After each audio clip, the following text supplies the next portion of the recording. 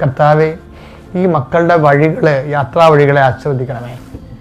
അവർ ഇന്ന് അഭിമുഖീകരിക്കാൻ പോകുന്ന സങ്കടങ്ങൾ ഉണ്ടെങ്കിൽ അതിനെ ഇപ്പം ഈ നിമിഷം അങ്ങ് ദൂരീകരിക്കണമേ. എന്ത് വിഷയത്തെക്കുറിച്ചാണ് അവർ ഉത്കണ്ഠപ്പെടുന്നത്, ഏത് വിഷയത്തെക്കുറിച്ചാണ് അവർ സങ്കടപ്പെടുന്നത്, ആ മേഖലകളിൽ കർത്താവ് കൊടുങ്കാറ്റടിക്കുമ്പോൾ കാർമേഘം തുരത്തപ്പെടുന്ന പോലെ കർത്താവിൻ്റെ ആത്മാവിൻ്റെ ശക്തിയാൽ നിൻ്റെ സങ്കടങ്ങളുടെയും രോഗങ്ങളുടെയും ഭാരങ്ങളുടെയും ക്ഷീണങ്ങളുടെയും ക്ലേശങ്ങളുടെയും മേഘങ്ങൾ അകന്നു പോകട്ടെ എന്ന് പ്രാർത്ഥിക്കുന്നു.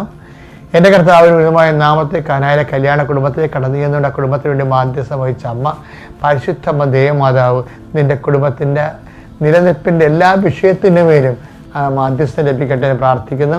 നിനക്ക് വലിയ സാക്ഷ്യങ്ങൾ പറയാനും ദൈവത്തെ മഹത്വപ്പെടുത്തി ജീവിക്കുവാനും നിൻ്റെ വിദ്യാഭ്യാസ മേഖലകൾ, നിൻ്റെ ജീവിതം, നിൻ്റെ ജീവിതയാപന മേഖലകൾ, നിൻ്റെ ഇൻ്റർവ്യൂകൾ, ടെസ്റ്റുകൾ, അതുപോലെ തന്നെ നിൻ്റെ ജോലികൾ, അതുപോലെ നിൻ്റെ കാർഷിക ഭൂമികൾ, കർത്താവിൻ്റെ ചൈതന്യം ഇതിൽ പ്രവർത്തിക്കുകയും അതുപോലെ തന്നെ മത്സ്യമേഖലയിൽ പ്രവർത്തിക്കുന്നവരും മത്സ്യമേഖലയെ കൊണ്ട് മാത്രം ജീവിക്കുന്ന ആയിരങ്ങളാണ് നമ്മുടെ രാജ്യത്തുള്ളത്, നമ്മുടെ നാട്ടിലുള്ളത്.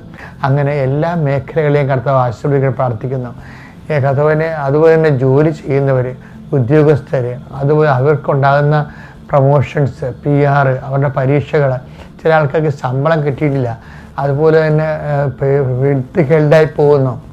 അതുപോലെ അങ്ങനെ ഉണ്ടാകുന്ന എല്ലാ വിഷയങ്ങളും, ചില പ്രമാണം കുടുങ്ങിപ്പോയിരിക്കുന്നു, പ്രമാണം നടക്കുന്നില്ല, അതുപോലെ പ്രമാണം നടത്തിക്കുന്നില്ല, ഭാഗോടമ്പടി നടത്തിക്കുന്നില്ല, അങ്ങനെ തടസ്സം നിൽക്കുന്നവർ, ഇങ്ങനെ വിവാഹം നടക്കണില്ല, വിവാഹം നടത്തിക്കണില്ല, കുഞ്ഞുങ്ങളെ ലഭിക്കുന്നില്ല, വീട് വെക്കാൻ പറ്റുന്നില്ല, അതുപോലെ ഇങ്ങനെയുള്ള എല്ലാ ജീവിത ഭൗതിക മണ്ഡലങ്ങളിലെ ദുരിതങ്ങളും മാതാവിൻ്റെ പ്രത്യക്ഷീകരണത്തിൻ്റെ ശക്തിയാൽ പിതാവിൻ്റെയും പുത്രൻ്റെയും പരിശുദ്ധ നാമത്തിൽ ഞാൻ ബന്ധിക്കുന്നു.